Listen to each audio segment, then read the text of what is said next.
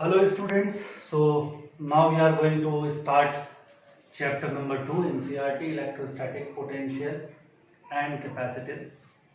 So capacitance is the second section of this chapter, so we will take it up there later on in the course. Right now we are focusing on electric potential, and to begin with we will talk about electrostatic potential energy or electric potential energy. As in class 11 you have two chapters. One was Newton's laws of motion and the other one was work, energy and power. The basic difference between two methods was to analyze the dynamics of a system on the basis of force and on the basis of energy. In the first case, we need to apply vector algebra because force has direction involved. And at times dealing with vectors makes our task a bit difficult. So, an alternative approach can be built up by the concept of energy, and that is the idea again over here. In the first chapter, we were dealing with charges and the interaction of charges with each other, for which we have taken the agency force into consideration, and force being a vector quantity was posing a bit of complexity to us because of the mathematical format of vector algebra. So, we are trying to build up an alternative analogy now by which we can discuss the interaction among charges without going into the complexities of vector algebra. So that is what we wanted, and for this purpose we are going to deal with this chapter. Okay, so that is the basic introduction and purpose of this chapter. And now to begin with, let me define what do we mean by electrostatic potential energy. So, suppose we have a charge at a particular location, say A, and Q is the charge over there. Or you may take it Q1. And there is no other charge close to it. I want to bring another charge from infinity towards this charge. And finally, I wish that another charge Q2 to be placed at point B. And I imagine that these 2 points are separated by a distance. Now, what will happen? When this charge was at infinity, the force between this charge and Q2 was 0. Separation was infinite. Now, as it comes closer to charge Q1, the force of Q1 on Q2 starts increasing. Just imagine that Q2 has reached this point and this charge is repelling it with certain force, say F. My task is to bring this charge up to point B. So what I need to do, I need to apply force to keep it moving in this direction till it reaches this point. Now, this force will not be constant because we know that if I imagine that this distance is x, then the force between Q1 and Q2 at the moment when the charge is at that point, let me name this point as C. So when the charge is at C, the force between Q1 and Q2 can be written as 1 upon 4 pi epsilon naught Q1 Q2 upon x square. That would be our equation. Now as the value of x decreases, the force on this charge increases.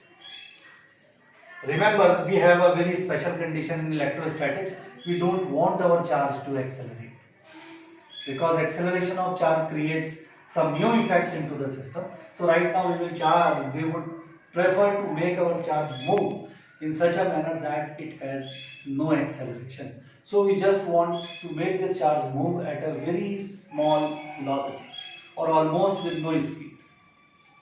So if we want to do that, we are applying some external force onto this charge and we wish that there is no acceleration on that charge Q2. Now, charge cannot exist without mass because whenever we need to accelerate or charge something, we need to either introduce electrons into it or take away electrons from it. So for both these situations, it must have certain matter content in it because matter is made up of electron, proton and neutron. Means this point charge must have certain mass. So if I imagine, though at the moment this is not very necessary, but to make your concept proper, I am taking the concept of mass into it a bit. So if I imagine that this particle has a mass m which is moving from infinity towards q1 and it is being acted upon by two forces, one force is F which is acting on this because of q1 and another is the external force that I have applied in this direction so that I keep on this charge moving towards point B, then the equation of motion of this can be written as F external minus F is equals to mass into acceleration. Total force is equal to mass into acceleration. That is the basic rule of mechanics or second law of motion that you have studied in class 11. So the total force on this particle should be F external minus F and that is equal to mass times the particle multiplied by the acceleration of the particle. But what we said? I said that we want acceleration to be 0.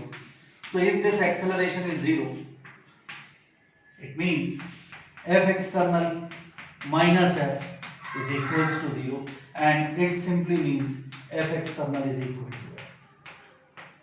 So this force will be equal to this force to keep this charge moving steadily towards charge q1. And because this force is a variable force, see equation 1. So the external force that we need to apply is also a variable.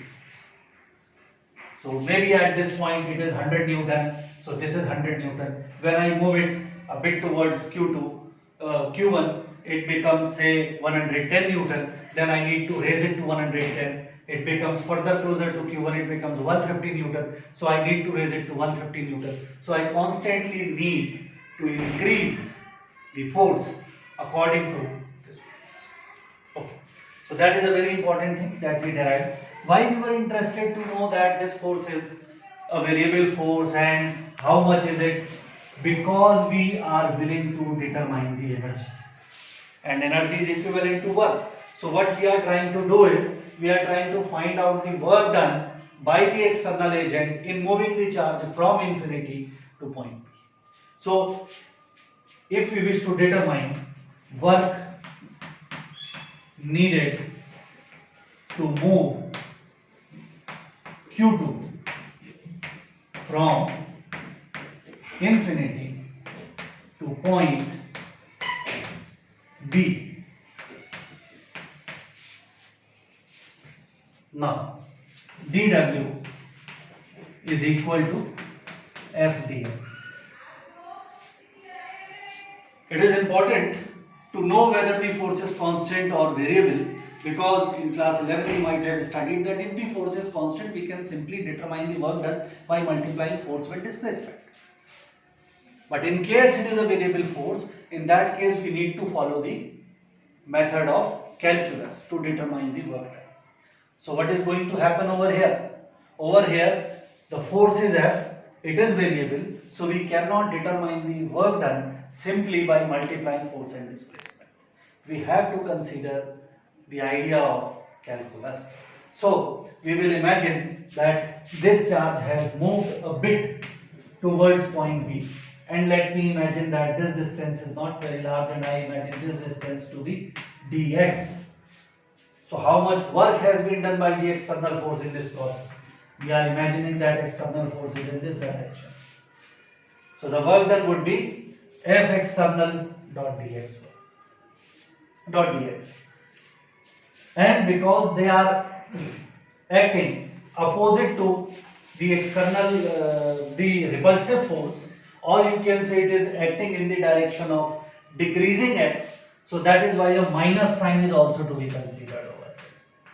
This minus is important, otherwise in the final step you will have certain mathematical issues with the result. So right now the work done in moving the charge by dx towards point B would be minus F dx. I am putting F because F external and F are equal in magnitude. So total work done in the process. Total work done in the process will be equals to integration of minus of F dx. And what should be the limits? The charge was initially at infinity. So the starting point is infinity, that would be the lower limit. And finally the charge will reach at point B. And point B is at a distance r from here. So finally it should be r. So infinity to r, this integral is to be performed, and over here we can put the limits 0 to w, because if the charge remains at infinity, there is no force and no work, and when it comes to point B, the total work done in the process is w. So this is the basic structure that we need to build up before proceeding the problem further. Now we need to substitute the values and solve the integral that we will do in the further part of the video.